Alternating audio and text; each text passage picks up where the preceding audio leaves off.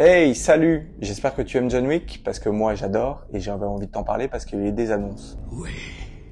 Tout d'abord, il faut savoir qu'il va y avoir un film animé sur les origines de John Wick. Ce film racontera la nuit où il s'est défait de ses ennemis pour être libéré de la haute table et être avec sa bien-aimée. Ce film sera réalisé par Shannon Tindall, à qui on doit Ultraman le film, et sera écrit par Vanessa Taylor. Cependant, ce qu'on ne sait pas, c'est le style graphique qui va être apporté au film, mais ce qu'on sait déjà, c'est que ça sera interdit à un certain public. Autre annonce et pas des moindres, c'est le personnage de Kane qui a enfin son spin-off qui va voir le jour. Le tournage est prévu plus tard dans l'année et ça va être très intéressant. On ne sait pas encore l'histoire que ça va être. En tout cas, il est réalisé par Donnie Yen, donc il aura une double casquette. Le film est décrit comme un thriller d'action indépendant à la hongkongaise et le scénario est écrit par celui qui va écrire le script de Batman 2, c'est Matt Stone Tomlin. Enfin, le meilleur pour la fin, c'est que John Wick 5 est officialisé.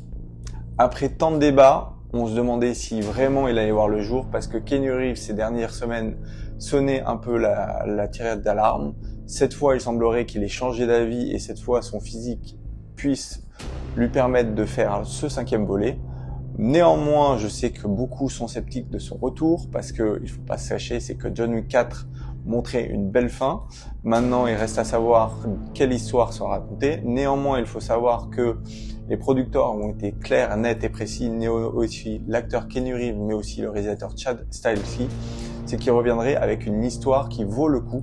Donc j'espère que cette histoire va valoir le coup parce que là, il va falloir monter la barre très haute. Par ailleurs, il faut savoir aussi, c'est que 2 scènes avaient été tournées pour la fin de John Wick 4, c'est-à-dire une fin au cimetière où on le voyait vivant et une fin où on le voyait, celle que vous avez vue, où on le voit pseudo-mort. Cette scène, peut-être, elle va être reprise pour dire que, en gros, John Wick est vivant.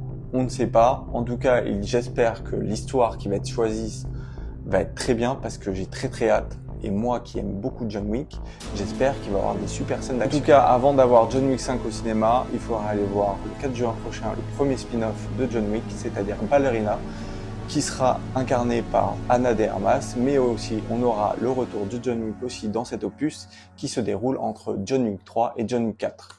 Je vous en parlerai peut-être un peu plus sur ce film. En attendant, je vous dis à bientôt et j'espère que vous avez aimé la vidéo. Ciao!